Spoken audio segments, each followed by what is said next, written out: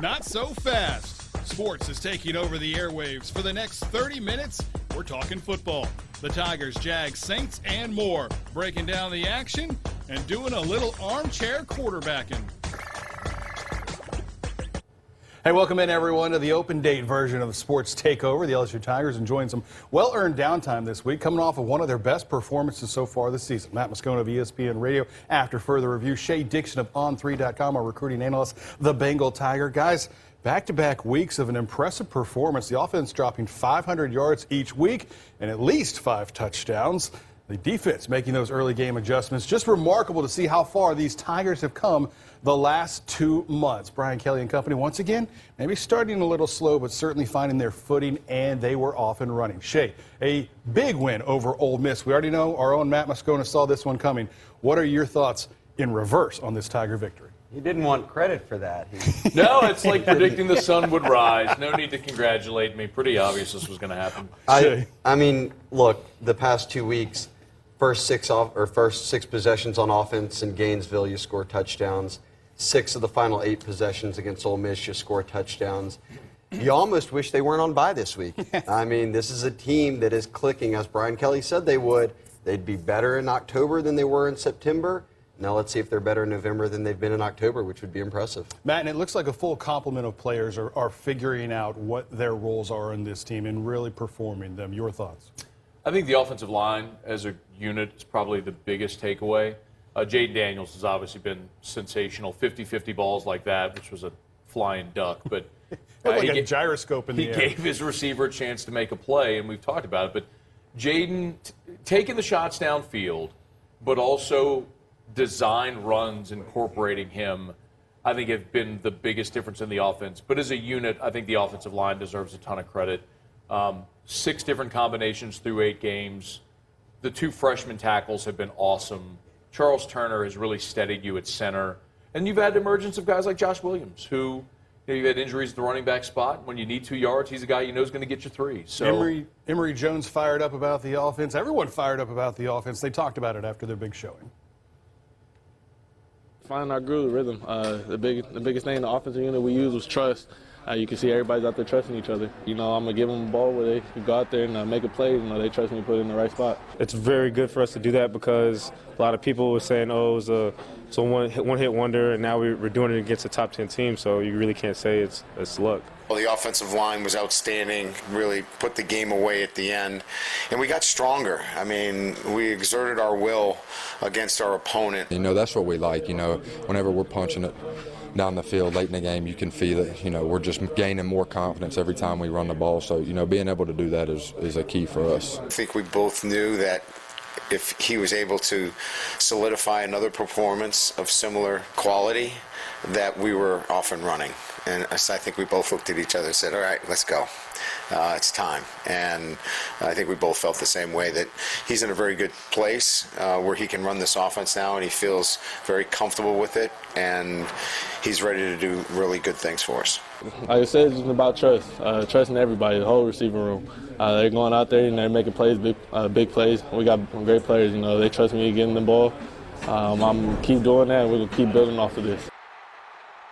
No doubt about it. Everyone around the nation starting to take notice of the job that BK and the boys are doing. Not a lot of BK hate these days, huh? It's a little different. The SEC also doing the job that everyone did. Quarterback Jaden Daniels named SEC Offensive Player of the Week for his 5 touchdowns, near 400 yards of offense. But the defense got a lot of love as well. Defensive tackle Mekhi Wingo named the league's Defensive Lineman of the Week after he helped put the clamps on that Ole Miss offense. Wingo recorded 7 tackles, a sack and a half, forced a fumble, batted down a couple of big balls. One of them I heard was going to be intercepted. I didn't quite see that. But speaking of guys that make big plays, freshman linebacker Harold Perkins, just a difference maker. Even Lane Kiffin said so after the game.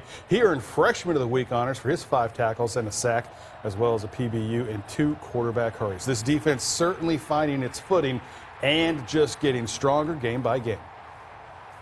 With the defense, what were some of the adjustments you guys made in that second half? Because you guys really shut them down. I can't give you all of those. They're secrets. I really would like to tell you there were a lot, but I think we just got a little bit more aggressive in talking to Matt at halftime. Sometimes we tend to cover up some things that we feel like are weaknesses, and they're not really that weak. And we just kind of said, let's go play. And probably a little bit more aggressive maybe in the second half, and just let the guys play. Guys, we'll talk about Harold Perkins a little bit later in the show, but just again, I'm impressed with the job that Matt House and company are doing, kind of settling in, figuring it out, and then making those quick adjustments. Matt House has shown why he'll be a head coach. That's why he came back here. But really, Mekhi Wingo is one of the unsung heroes on this team. I don't think people realize he is right behind the likes of Harold Perkins and Jay Ward in tackles this season. That's rare for an interior lineman. It could have been cataclysmic losing Mason Smith on the first defensive series. The reason it hasn't been is because of Mekhi Wingo. And I'm glad you mentioned Jay Ward, too. The guy is playing with reckless abandon, throwing his body all over the field, not really getting a lot of credit for any of that. When we come back, we're talking more about this LSU evolution, really the strides they've made over the last 2 months. That's next on the Sports Takeover.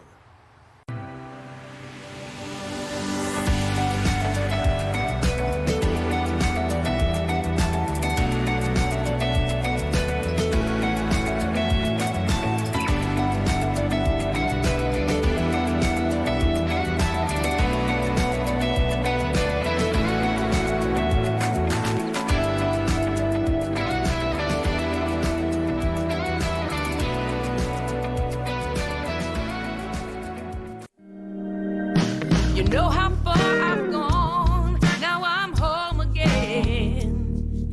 I'm feeling more alive these days than I've ever been. At the Baton Rouge Clinic, our sole focus is to provide exceptional health care for your entire family so that you can get back to doing what you love most. We are caring for generations. You gave me love, gave me love.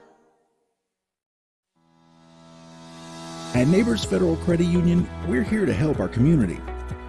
We're here to support the local students stepping into their futures. Here to assist in getting you on the right financial path. Neighbors is here to support the local charities that serve our community. And we're here for the local businesses that make our community thrive. At Neighbors Federal Credit Union, we're here for you. At Cauble Banker One, we care about the children in our community. And that's why we've supported Patch Coats for Kids for more than 20 years. We know many families face challenges in supplying a warm coat for their children each winter. At Coldwell Banker One, we are working to meet that challenge. Please join us in our efforts. Contact the Coldwell Banker One Realtor today. Or go online to coldwellbanker1.com to contribute. Support Patch Coats for Kids. Help us meet the need. Now return to the WBRZ Sports Takeover.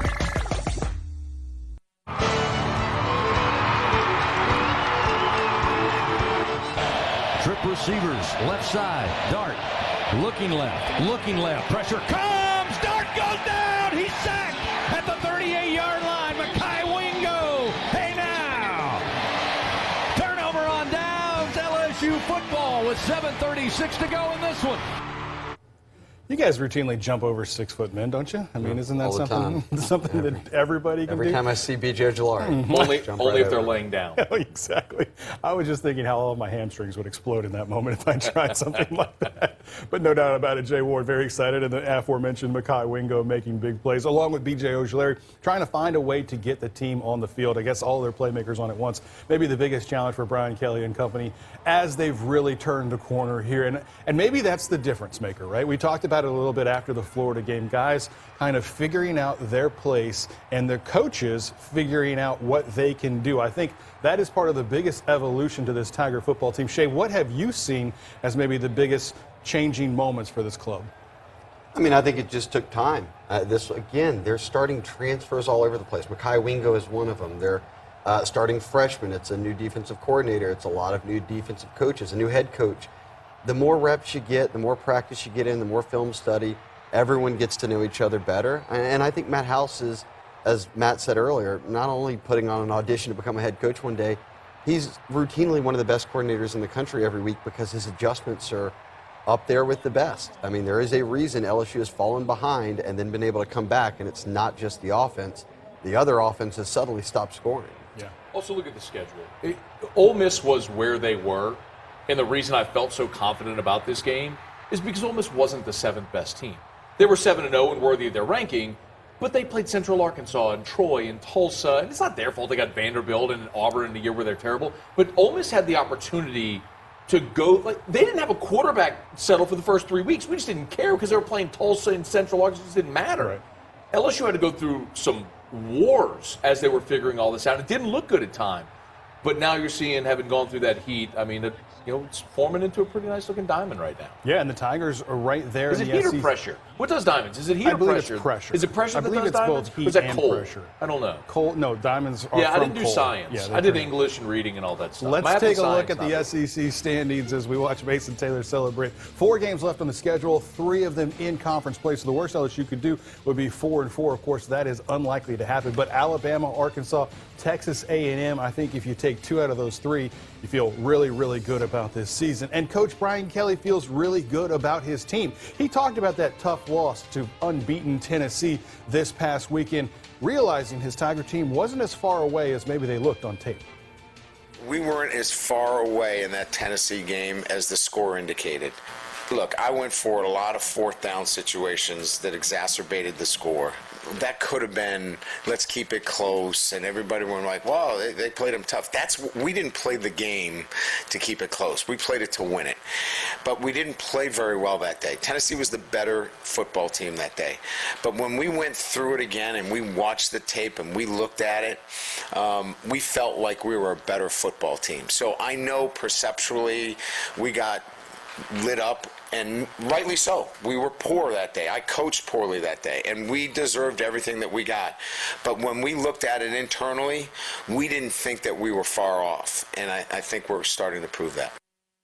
The Tigers certainly doing that, and what a great soundbite from a coach who's really kind of understanding where he's fitting in this program as well, figuring out the SEC.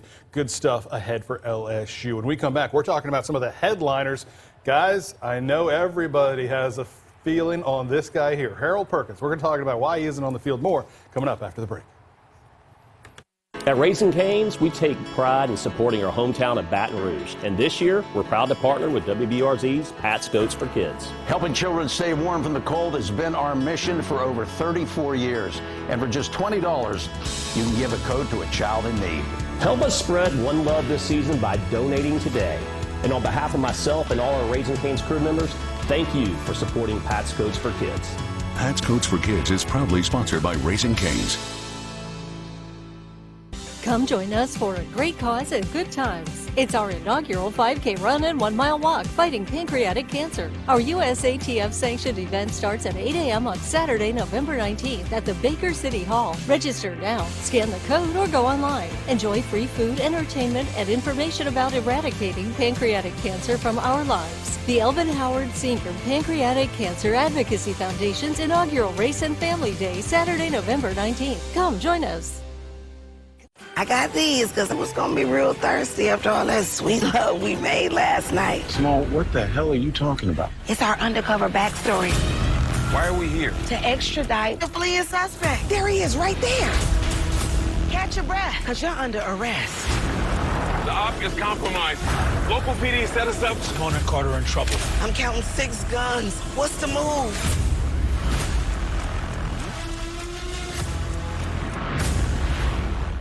Our friends at Home Bank are known for investing in and giving back to our community. That's why we are partnering to collect coats to Pat's Coats for Kids. As you know, LeVar, the need to keep the kids of our area warm grows every year. We're here to help. You can stop by any of our 4 Baton Rouge locations to donate coats. Corporate, Bluebonnet, Sherwood Forest, and Long Farm Village. You can also help by donating online at WBRZ.com. Help keep a child warm this winter, and we guarantee it will warm your heart.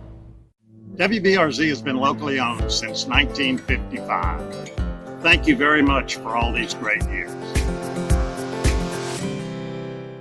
We now return to the WBRZ Sports Takeover. It's just anticipation of everybody. We didn't think anybody was going to run on the film, but the anticipation of it, I could feel the energy in the stadium, everybody just yelling. It was a good vibe.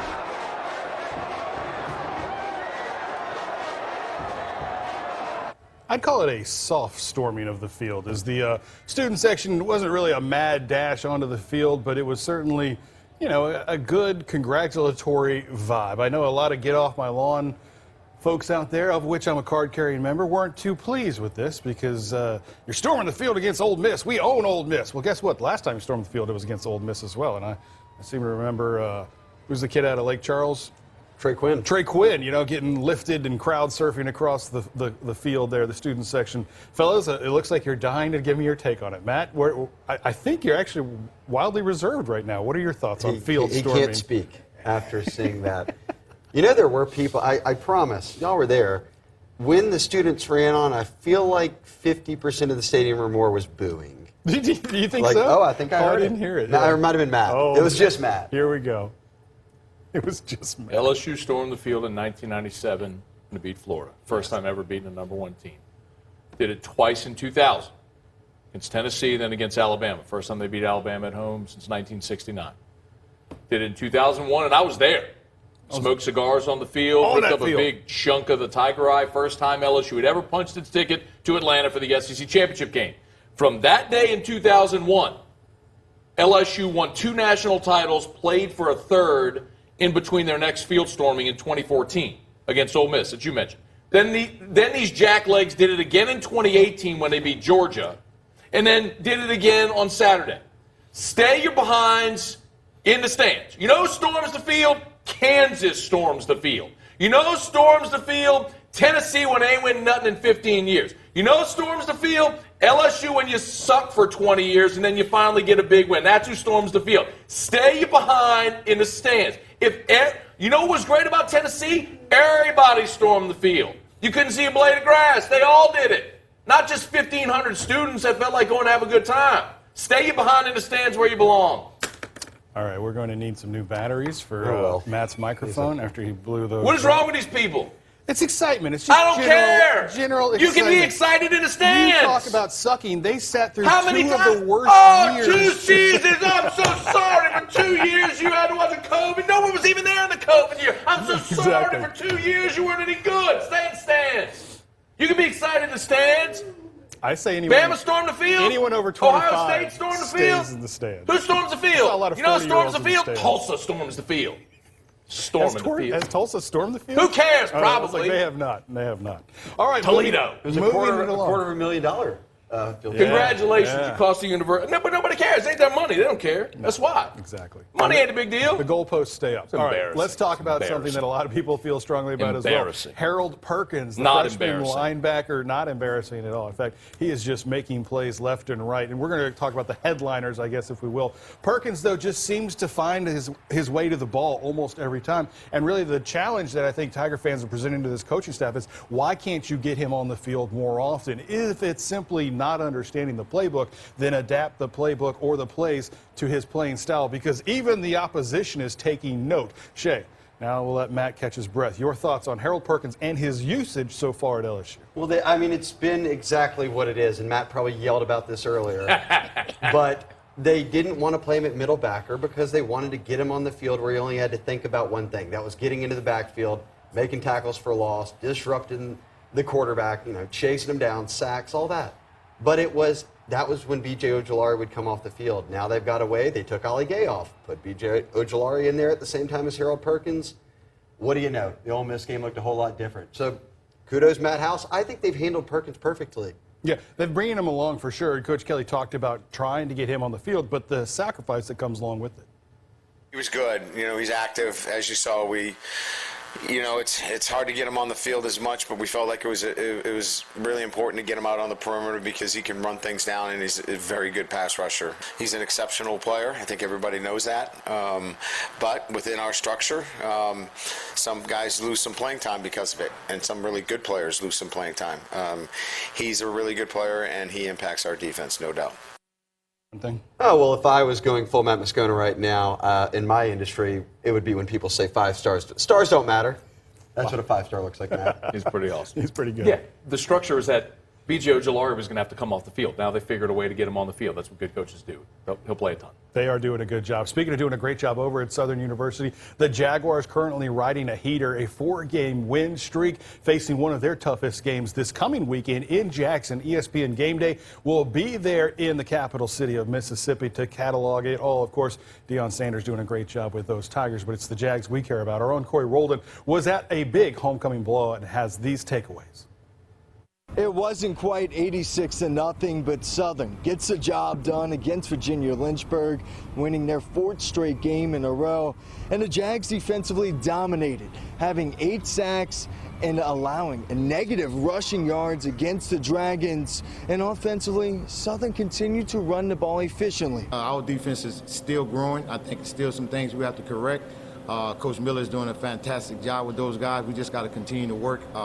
At this point in time, you can't say we need to get our chemistry. I mean, we 6 games in the season, so whatever they're going to be there. But I like where we are right now. It's something we've been harping on, since the new coaching staff got here. We want to be tough up front, a defensive line, linebackers up front. That's what we're going to win games at. You have an experienced offensive line, and when you have an experienced offensive line, one of the things you should be able to do is run the football.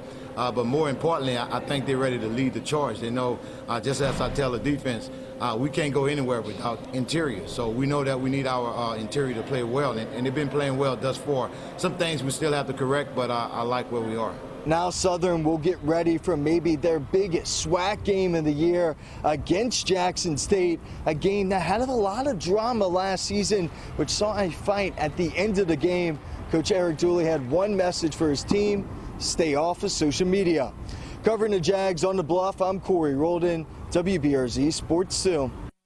All right, thanks a lot, Corey. Yes, we said it. Game day in town. How about that? A 15-game regular season win streak for Jackson State and Southern, #1 in the SWAC West currently right now, as we said, on that 4-game heater. Eric Dooley and company really looking to steal some of the headlines this weekend in Jackson. All right, guys, that's going to do it for you, Matt. Thanks for joining us. We're going to let you rest your voice a little bit as you prepare for your afternoon radio show. Of course, you can catch Matt every afternoon, 3 to 6 on ESPN Radio here in Baton Rouge, 104.5, 1049. Shea, stick around because we are going to be talking recruiting, some big-time recruits at the game this past week, and I have a feeling they're going to get a lot more in next week when Alabama rolls to town. The Sports Takeover rolls on after this.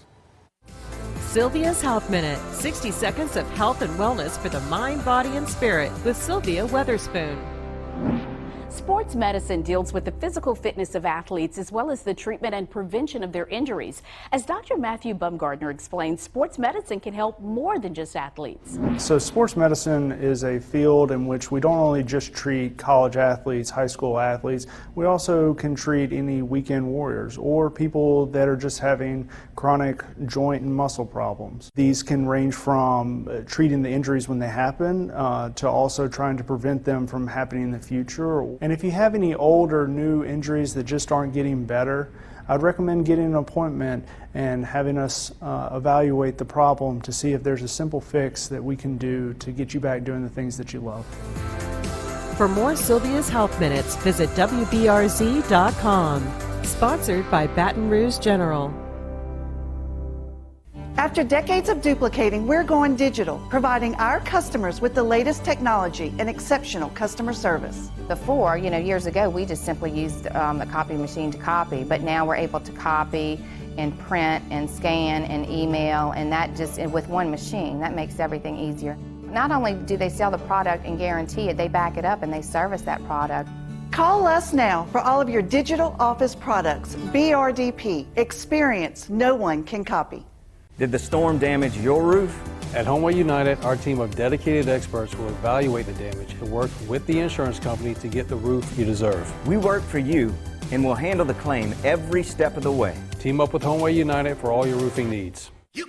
Right now, at either location of Team Honda, get low 1.99% financing on certified Hondas during the Certified Dream Deal sales event. Hurry in and save at Team Honda on Segan Lane in Baton Rouge and Team Honda of Acadiana on I-49 just south of Opelousas. WBRZ Plus, your 24-hour news channel, always on. Now return to the WBRZ Sports Takeover.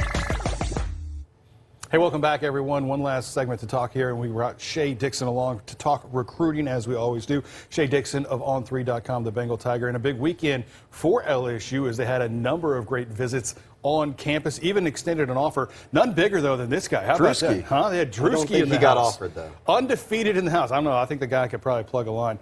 How about Deshaun Womack? All right, so that's Deshaun Womack right there. I was talking to Jamar Kane. There's Dalen Austin, their cornerback commitment out of California, who is in on his official. There's Kyrie Lee there out of John Ehret, a new offer before the game for next year's class. But the first kid you showed, Deshaun Womack, will be starting at LSU next year. I feel good about that. If B. Joe Ojulari is going pro, I think that a guy like Womack, who is going to finish as a 5-star probably across the board, could play immediately. So when you're thinking of who's the next Harold Perkins, who's the next, you name it, Will Campbell, Emory Jones, Mason Taylor, I'd put Womack very high on the list of guys who's going to play next year. And where is Womack from? Maryland. Maryland. So yeah. Really BK doing a good job of continuing to extend and Absolutely. recruit nationally. So, and then I guess just we saw Dalen Austin there California, as well. Long Beach. Okay. So again, spread all over. Not often does LSU sign kids out of California at all. So I do think we're seeing a little bit of Brian Kelly's national reach, but the appeal of LSU, I think, kind of does spread coast to coast. It's just about getting out there and finding guys you like. Okay, let's talk about this week. Obviously, with the bye week, that means everybody tries to get out on the road. We haven't really had a chance to talk to Brian Kelly about what his recruiting strategy is in a off week. We'll do that later this evening as we talk to him for the first time and only time this week. But what are your expectations for the staff this week? Yeah, they'll be in practicing, doing all that game planning Monday, Tuesday, Wednesday, and then Thursday games start to kind of roll around the country, and obviously Friday. So they'll use Thursday, Friday to go check out a lot of high school games, kind of coast to coast. Think that, so they will go out outside of Louisiana. Oh, yes. Good deal. And then finally, just with Alabama coming to town, what are you hearing? That's going to be a marquee game, a night game. I'm sure they're going to try to load the boat. That'll be the biggest visitor list of the year. And it's the last SEC home game of the season as well. So that's kind of the last hurrah before the UAB game, which obviously probably won't be as big of a crowd as the Bama game will bring. So, yes, the Bama game will be their biggest visitor weekend. Not quite the draw, UAB. The Blazers. Let's go. Hey, Shea, Matt, thank you for joining us. Thank you at home for joining us as well. Have a great night.